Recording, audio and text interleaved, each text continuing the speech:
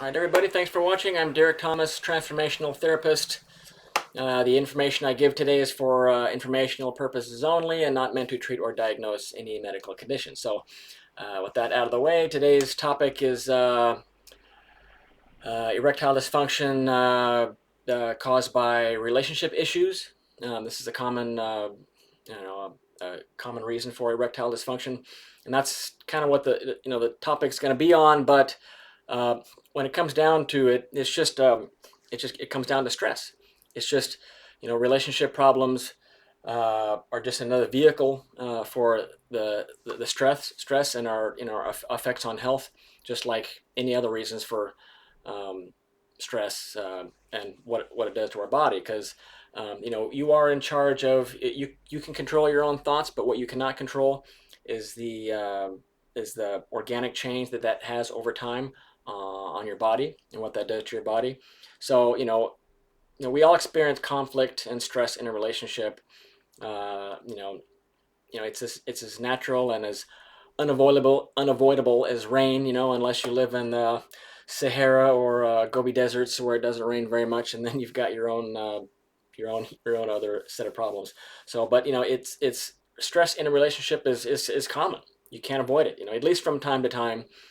Even the healthiest relationships, there are disputes and stress.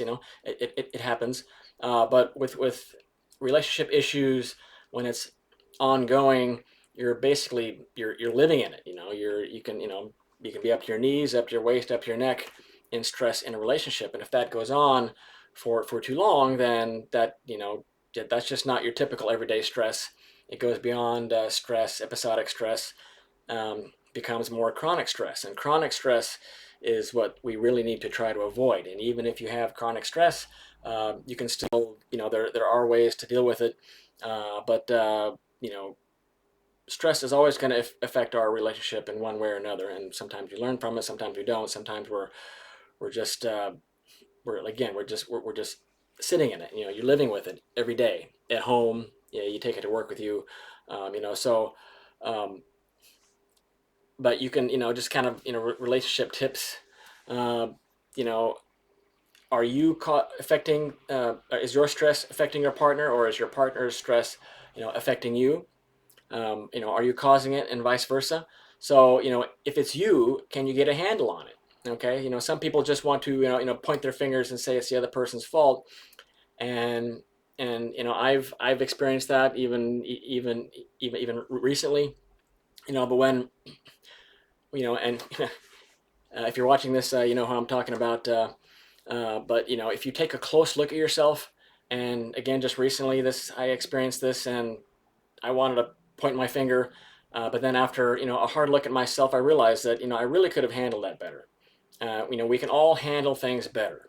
We can all do things better. And if you're doing your best and you're still having relationship problems, then that's another issue. But if you can at least get a handle on how you behave and how you react to other people, then your relationship is gonna be far the better for it, and you won't have that stress that affects your other functions that we're talking about today, erectile dysfunction. So check yourself before you wreck yourself. Bottom line, it comes down to your stress hormones, and for me, looking at the stress hormones, uh, at least as a base and a foundation of where to start looking at yourself. And you don't have to dwell on this, but some people want to look at, okay, brain functions. Okay, your prefrontal cortex is doing this, and then your amygdala is doing this. So to me, that doesn't really matter, because your brain is responsible for inducing your stress hormones and getting those out. You got cortisol, you got epinephrine, or aka adrenaline, norepinephrine. These are the stress hormones that are actually affecting your body. So it puts you into, and we've all heard of fight or flight.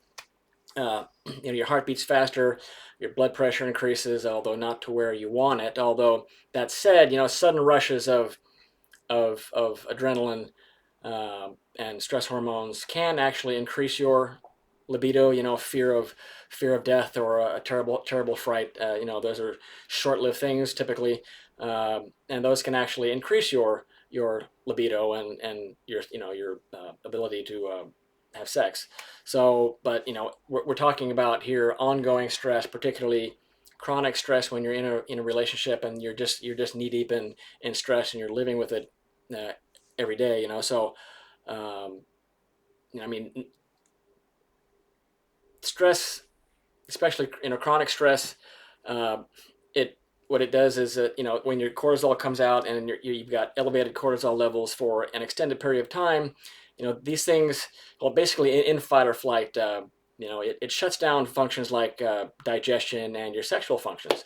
So I mean, no wonder you can't get it up. So if you're stressed all the time and you're always in a state of worry, you know uh, these can create high levels of sustained levels of cortisol and chronic stress.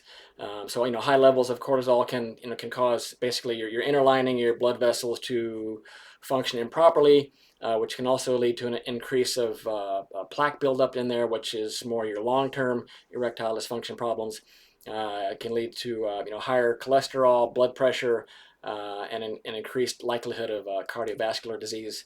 So you know cortisol, it also inhibits testosterone, which is, of course, the primary male sex hormone, also responsible for libido, right? So you don't want anything messing with the blood flow down there, which is what we're talking about. So, stress hormones also means it's meant to be released on a short-term basis, every day everyday stress, work at home sometimes, but general stress is okay and it's helpful.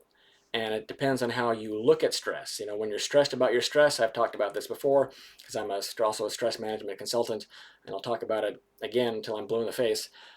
Stressing out about your stress is the worst thing you can do. Even if you have chronic stress, stressing about your stress is just going to make things far worse. So, it's but in this modern world, feeling stressed out, every day is common. It's increasingly common. So, those who are chronically stressed, you're at a much higher risk of health problems. Weight gain, high blood pressure, thyroid issues, fatigue, insomnia, depression, anxiety, gastrointestinal problems, diarrhea, constipation, and of course erectile dysfunction.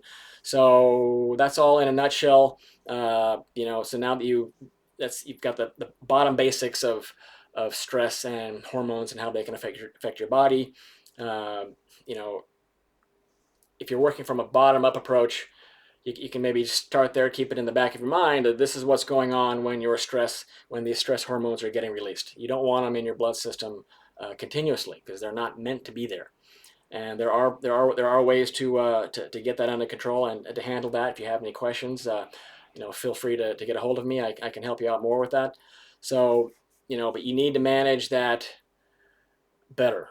When you feel that you're starting to get out of control, you need to take steps to get that stress under control. But stress can be good depending again on how you think about it. So understanding it is the most important part. So again, don't stress out about the stress, and remember, you are in control of your thoughts. But again, you're not in control of what that can do to your body over time. So that takes place in your body, as a result of the stress. So anyway, if you have any questions, give me a shout out, give me a like, thumbs up, all that good stuff. See you in the next video. Bye.